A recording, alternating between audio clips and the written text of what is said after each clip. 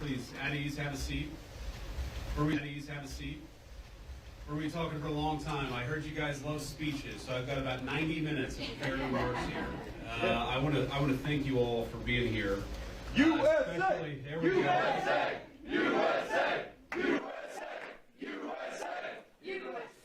So, I want to thank our guardians, our airmen, and everyone else for the warm reception in a very, very cold place. I think it's probably the coldest place I've ever been, but you guys managed to do a great job despite the weather. I want to bring a message for President Trump. He's grateful for your service, grateful for what you do up here, and just wanted me to tell you that he's proud of you and he thinks about you. And of course, the same is true for everybody that's flanking me up here. We're thrilled to be here because the mission that you guys do is so important for the United States. It's important for our national security. And today, everybody that I met, to a person, was professional, was kind, was knowledgeable, and was dedicated to our country. You're a great credit to the United States of America, even though you are very, very far from home. I met some Texans and some Floridians today, and I thought to myself, man, you guys have really signed up for tough duty here in Greenland, but it's a beautiful place. It's a striking place, a very harsh place. The Colonel showed me around, but a very beautiful place. Even in right now, I guess we're still, at least here in Greenland, in the heart of what is winter, because winter, I guess, lasts about 9 months here in Greenland. So I want to thank our reporters for following us around today and covering what we're doing. We'll take some questions from the reporters, but before we did that, I wanted to give some of my special guests an opportunity to say a few words. So we, of course, are thrilled to be joined by Juliet, our National Security Advisor's wife, and by my wife, our Second Lady, Usha. And flanking me here on my left is Chris Wright, our Secretary of Energy, Mike Walter, National Security Advisor, and my dear friend Senator Mike Lee from the great state of Utah, who I joked earlier, I told Mike I'd give him a ride to Utah, and we ended up in Greenland. But I want to, because each of them care about this territory and care about the mission of the American military here in Greenland, for various reasons, touching each of the areas that they focus on, I thought it would be worth hearing from each of them for a little while. So, Chris, if you would say a few words about the importance of energy. Thanks, Chris. Here we are. I will. Echo the Vice President's comments to thank you for your service to our country, wherever it is, whatever it takes. And I think we see right here in this beautiful air base in the high Arctic what energy can do. We can make a tough high Arctic environment a beautiful place to live, a comfortable place to live, all sorts of scientific instrumentation, military mission to monitor what's going on in the world. None of this was possible not long ago. President Trump was elected to re-energize America, to take the beauty that you've seen up here and make that a thing of pride and ambition again. Not shaming of energy, not trying to stop its growth and its prosperity, but to re-energize it. So energy makes the world a beautiful place to live. It makes us comfortable and have long, opportunity-rich lives.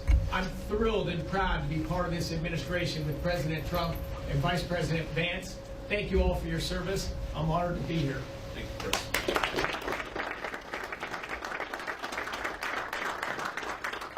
I guess when we flew in, it did look a little bit like Utah. Only there's substantial portions of this land that are always covered in ice, and it doesn't change. I really enjoyed talking to a number of you a little while ago as you were telling me that when you're deployed here for a year without your family, without your spouse, without your children. That is emblematic of so many of the sacrifices that so many of our armed services personnel make. And my conversations with our airmen and guardians this afternoon reminded me of the fact that the American people are indeed in good hands. They're in your hands. What you do here makes us safer. And when we're going about our business, our day-to-day lives at home, we don't have to worry about the things that you worry about because you're doing it for us. Thank you so much for that. And I look forward to learning more about what you do here and about the future of the United States and its interaction with this amazing land in this part of the world. Thank you.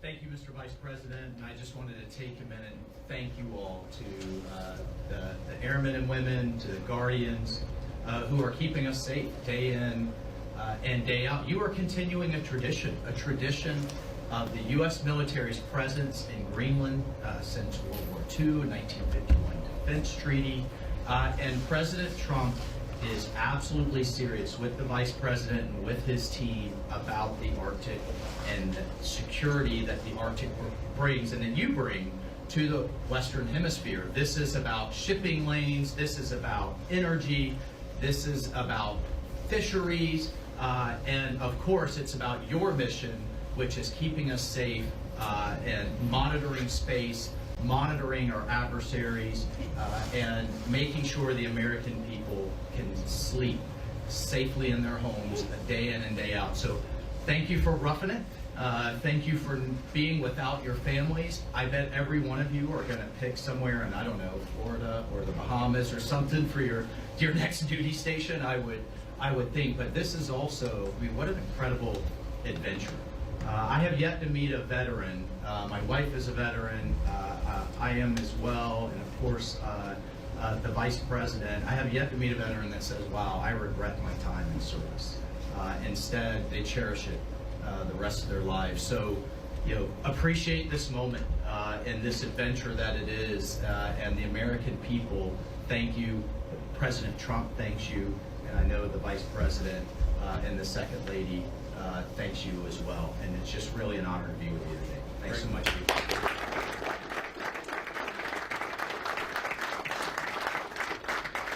So thank you, Mike. And let me say just a couple of other things, and then we'll take some questions from the reporters. So number one, I think a lot of Americans wonder, why does Greenland matter so much? Why does the mission of this base matter so much to the American people?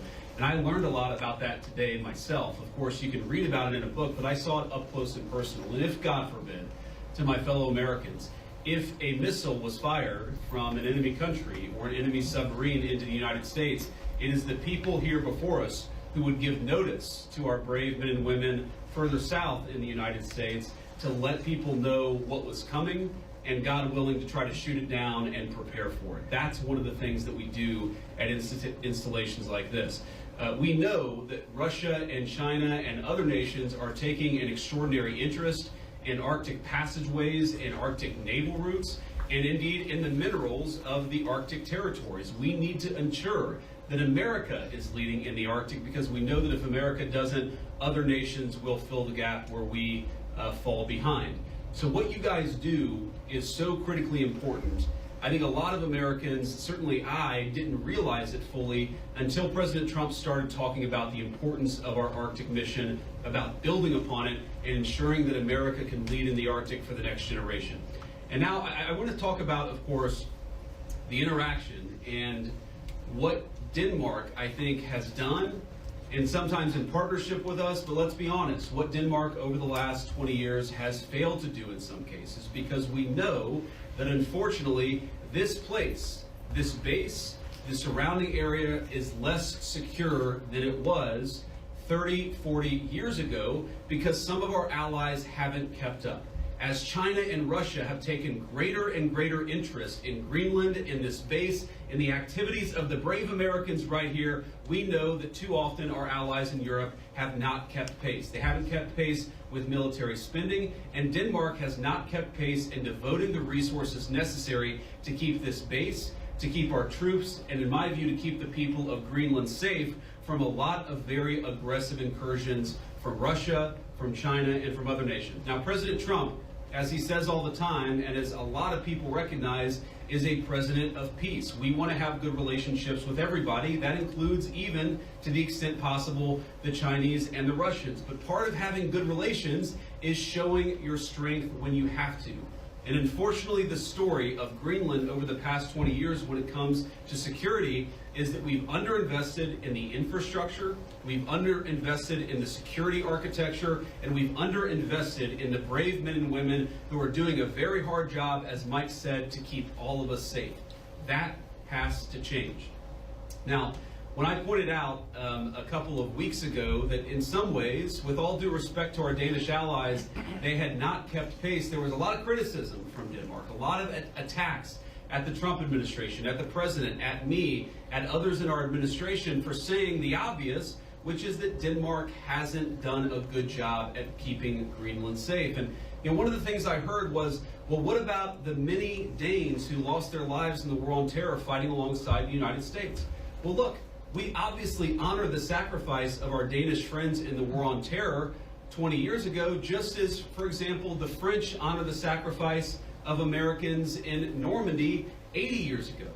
But recognizing that there are important security partnerships in the past does not mean that we can't have disagreements with allies in the present about how to preserve our shared security for the future. And that's what this is about. There is no amount of bullying, no amount of obfuscating, no amount of confusing the issue. Our message to Denmark is very simple. You have not done a good job by the people of Greenland. You have underinvested in the people of Greenland, and you have underinvested in the security architecture of this incredible, beautiful landmass filled with incredible people. That has to change. And because it hasn't changed, this is why President Trump's policy in Greenland is what it is. It's consistent with the first Trump administration, where you saw significant investments in Arctic security, and it will continue over the next 4 years under President Trump's leadership. And let me finally, before I kick it over to the media, make one comment about the people of Greenland.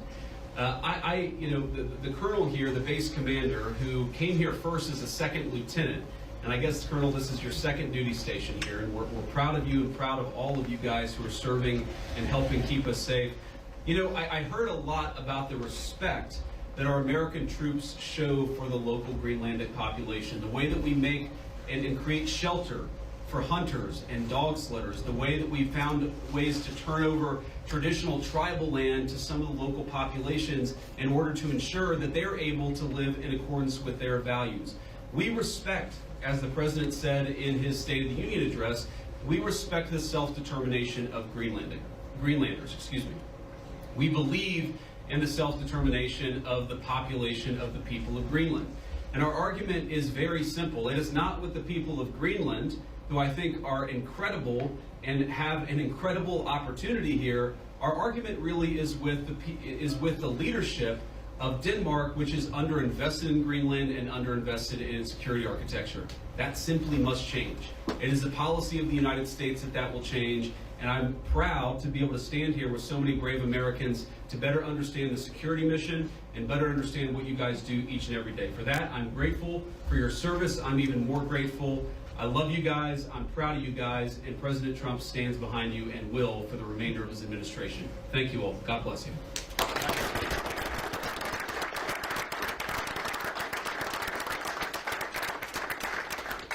All right, now we'll take a few questions. Both of you guys have your hands up. Whoever can go first. Red scarf, go first. Okay, sure. Thank you, Mr. Vice President. Do you have any plans, are there plans to expand the U.S.'s military presence in Greenland beyond this base? Well, are there immediate plans to expand our military presence? No, but are there general objectives that we want to accomplish that will certainly require us investing more resources, investing in additional military icebreakers, investing in additional naval ships that will have a greater presence in Greenland? Absolutely. And we know that's necessary because we know, as Mike talked about and certainly I talked about, there has been an expansion of the security footprint and the security interest of Russia and China.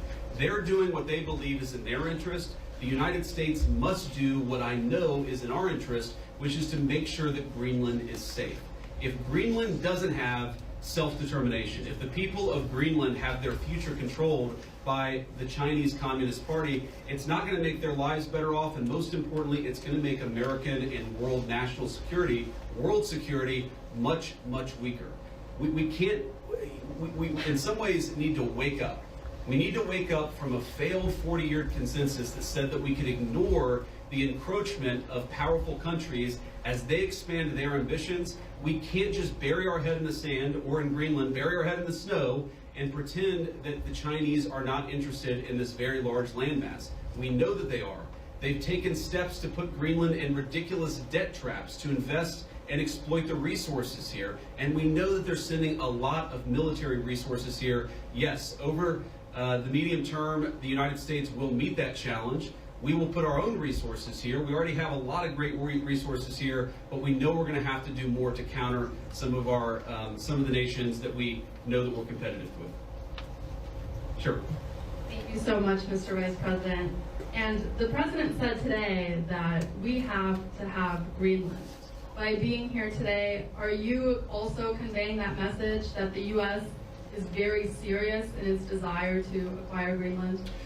Well, the President said we have to have Greenland, and I think that we do have to be more serious about the security of Greenland. We can't just ignore this place. We can't just ignore the President's desires, but most importantly, we can't ignore what I said earlier, which is the Russian and Chinese encroachment in Greenland. We have to do more. Now, what the President said in his State of the Union address, and he was very clear about this, is we respect the self-determination of the people of Greenland, but my argument again to them is I think that you'd be a lot better coming under the United States security umbrella than you have been under Denmark's security umbrella. Because what Denmark's security umbrella has meant is effectively they've passed it all off to brave Americans and hoped that we would pick up the tab.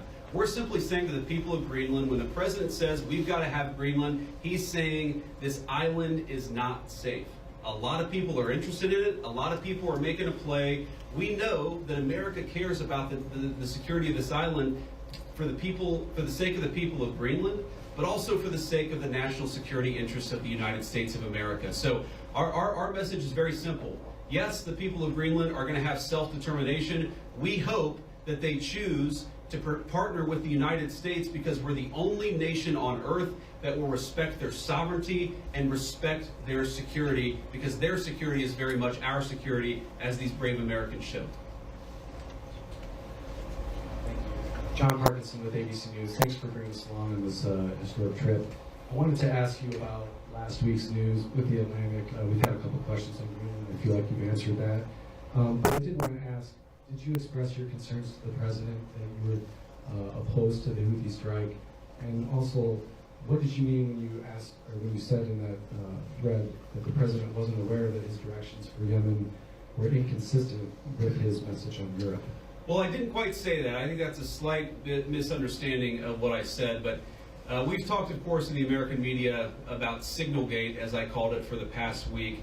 And here's what I told the President and the entire national security team, is that yes, it is in the interest of the United States of America to preserve navigation. Yes, it is in the interest of the United States to kill terrorists who are preventing navigation in the Red Sea, but we got to make sure that we do it right. We have to be careful. We have to make sure the timing is right. And of course, what that leak revealed, I think, is a private communication between the President's senior advisors about how best to prepare the American people for what we all thought we had to do, about the right timing of when we should do something, and of course, surfacing the strategic questions that we needed to decide and brief the President on so that he could ultimately make the decision about what we would do.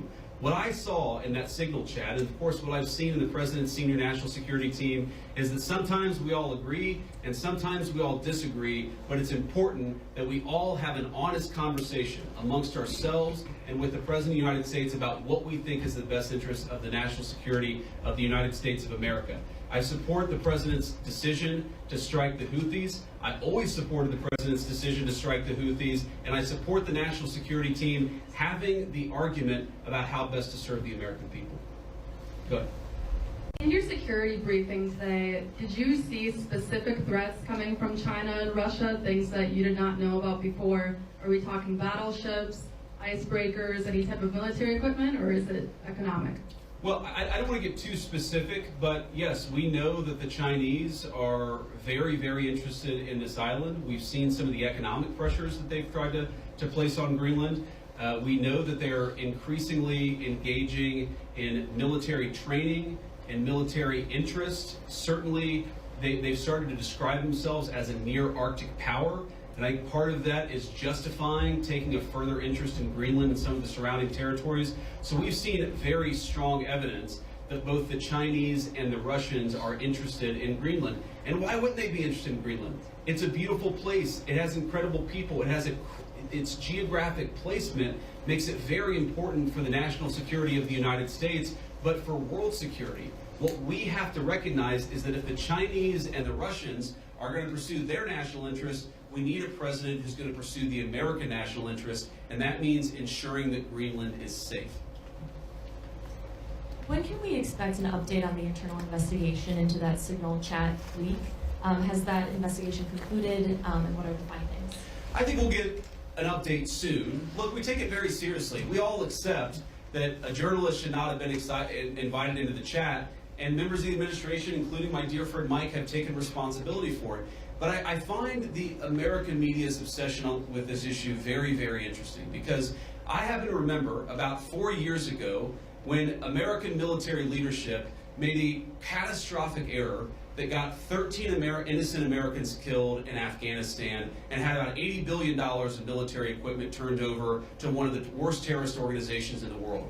And for years, the American media ran cover for a Biden administration that refused to fire any generals or even launch an internal investigation that was meaningful and substantive about what happened. And now the same American media that covered for the Biden administration after the untimely death and the unnecessary death of 13 brave Americans is really, really interested in forcing the President of the United States to fire someone because of a Signal chat. Because of a Signal chat. That is not honest behavior from the American media, and if you think you're going to force the President of the United States to fire anybody, you've got another thing coming. President Trump has said it on Monday, on Tuesday, on Wednesday, on Thursday, and I'm the Vice President saying it here on Friday. We are standing behind our entire national security team.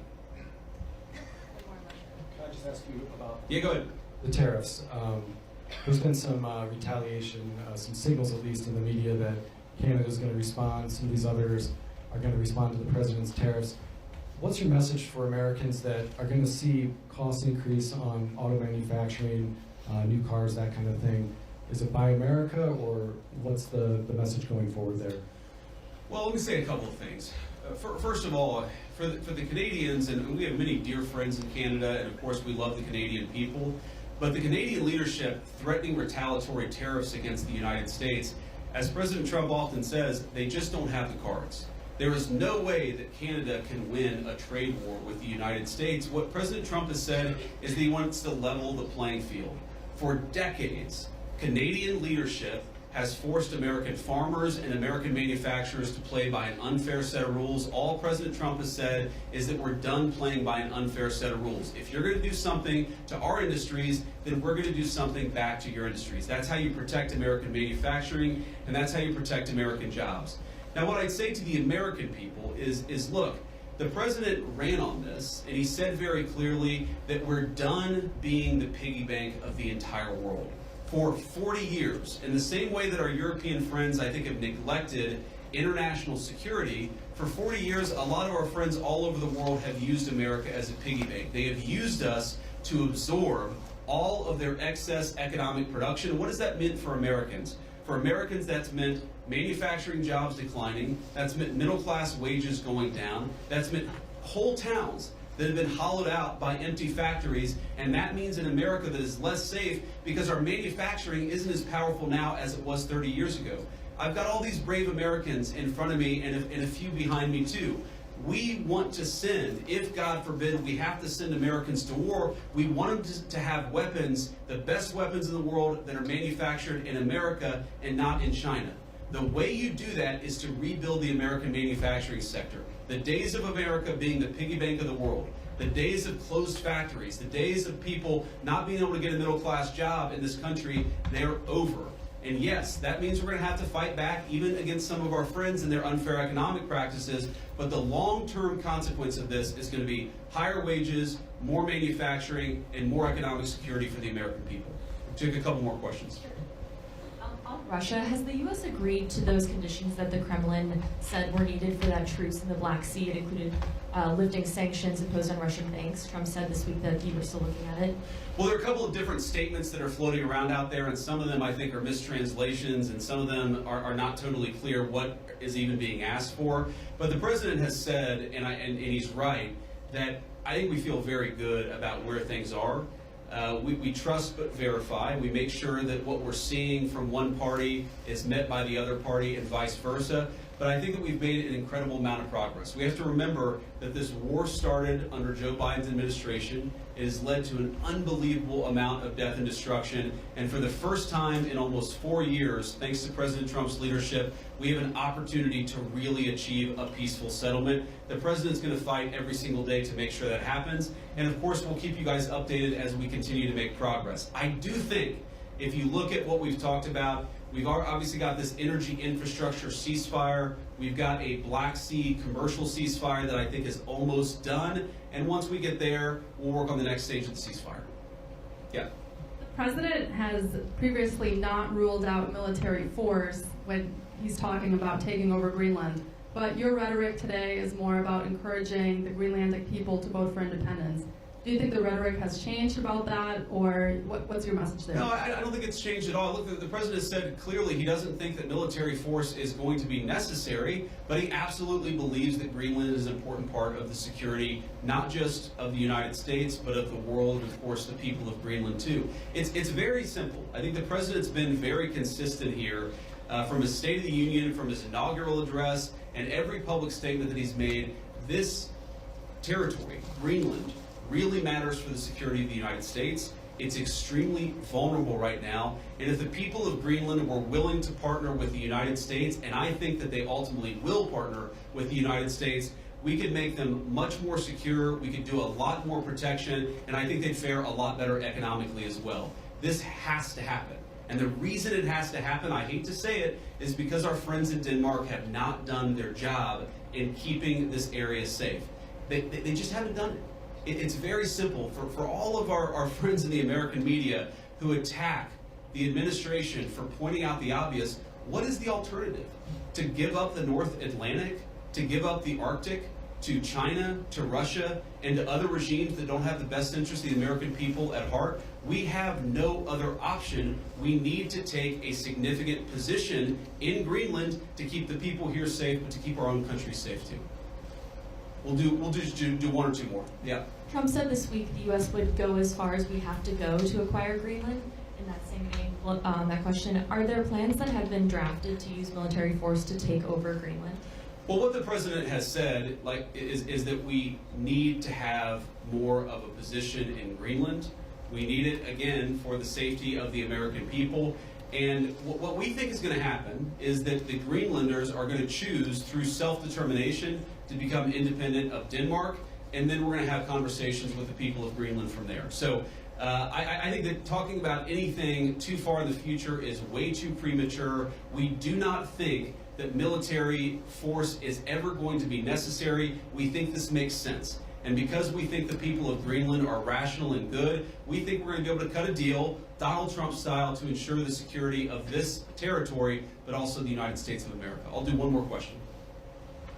And you spoke about economic interests, how the U.S. could develop Greenland more economically. Could you speak a little bit more about that? I know Secretary Wright is here. Have you guys spoken about energy?